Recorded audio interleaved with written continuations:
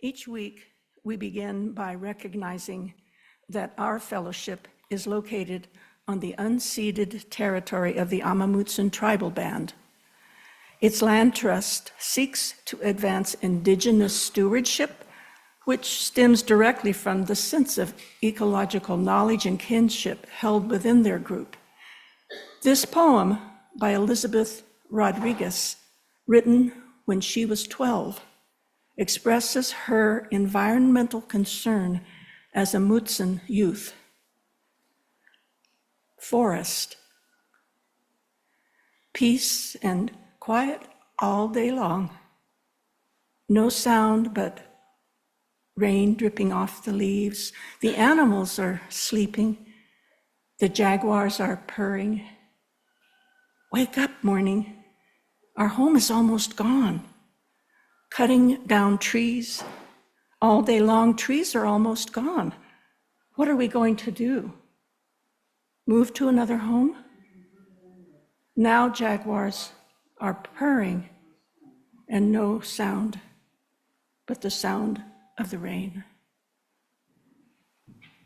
Well, hello, everybody. I'm Reverend Laura Horton-Ludwig, and indeed, it is so nice to see you in person. Usually, I serve from my home in Williamsburg, Virginia, which is quite a long way from you, but thanks to the wonders of Zoom, we can do that. But now and again, I get to come in person, and it's just lovely to see you. Over 100 years ago, in the city of Prague, as the shadow of fascism began to loom over that city, the Unitarian congregation in Prague decided that a witness was needed, some sign or symbol to show the world what this congregation believed, that everyone is beautiful, everyone is needed, and everyone, in fact, is part of the miracle that is life on earth. The symbol they offered to the world was a bouquet of flowers. Those flowers from over 100 years ago have long since withered and decayed and returned to the earth. But others have bloomed every year from that year to this. Manifestations of the living earth from which we also emerge. So we have lit the chalice today in gratitude for this earth, these flowers, these people, this moment. So it is. So we're going to be observing the flower communion ceremony toward the end of our service, but now I would like to share a little bit about its history with you. As I mentioned, the flower communion was created over 100 years ago. I believe it was 102 years ago this month. It was created by a group of Unitarians in Prague, Czechoslovakia, as it was at that time, who believed that everyone was important and everybody had gifts that the community needed. And like us, these Unitarians lived in a time when fascism and authoritarianism were on the rise. They too lived in an era where politicians claimed that manly white men were better than anybody else, and claimed that anybody that did not look like them or act like them or believe what they believed was worthless. That was what this people were hearing on the political scene. These Unitarians looked around and they saw too many people in their city and their country who were willing to treat other people like they did not matter at all. The members of this Unitarian congregation in Prague were horrified. In that congregation, people with different religious beliefs came together to listen to each other and to learn and try to live good lives together. They believed that everybody mattered. And like us, in those times, they wanted to be very clear about what they believed. And so in June of 1923, this Unitarian congregation and their minister, a man named Norbert Čapek, put out the word that a new ritual would be coming to the congregation. That spring, lots of flowers were blooming in that city, not so very unlike our own community here. The next Sunday, after the word was spread, everybody was invited to bring a flower. And so that very next Sunday, people showed up with flowers.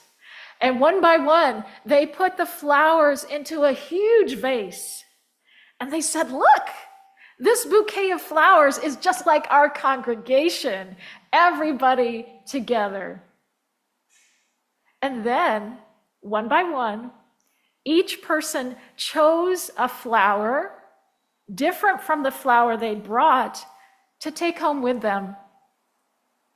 And they said, look, each flower is different, but they are all so beautiful. And I imagine that they might have gotten a little teary when they saw each person holding a flower, from young to old, all of them beautiful. And I imagine that they might have nodded their heads, saying, it's true, everybody is so precious, no matter who they are. That was the first flower communion, and now we do it here today. But the reason we know about the flower communion is very sad. It's because war came to Prague.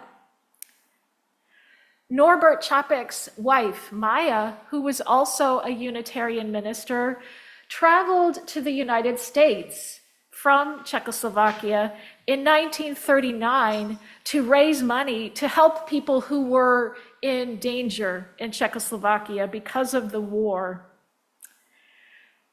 It turned out that it was too dangerous for her to return home. And so she became the minister of a Unitarian congregation in Boston.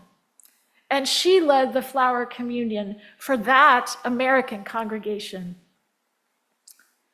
Meanwhile, back in Prague, Maja's husband, Norbert, was so committed to resisting fascism that he did something extremely brave. He helped refugees escape who were trying to get to safety, and not just once, but many, many times over. Eventually, the Nazis did catch him. They arrested him. They put him into prison, and eventually they killed him. But they could not destroy the message that he and this congregation had created together. So that is why today we are still celebrating the flower communion. And when we bring these flowers together in all their glory, we remember that every person is precious and everybody matters, no matter what. No matter what. Well, hey, the rooster is on to something. It's time for our flower communion. And again, this ritual is nearly unchanged from what those Prague Unitarians created 102 years ago. And so we too have come bringing flowers as gifts for one another, signs, even in dangerous times, that we believe everybody is beautiful and worthy without exception.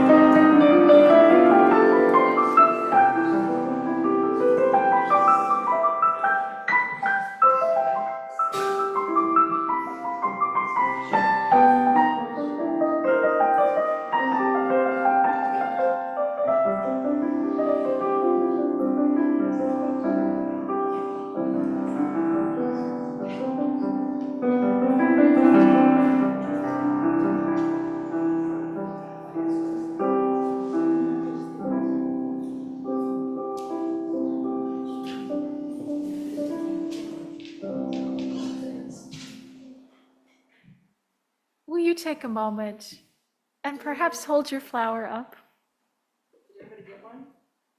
I think. Oh, take a moment to notice all the beauty around you, of which you are a part.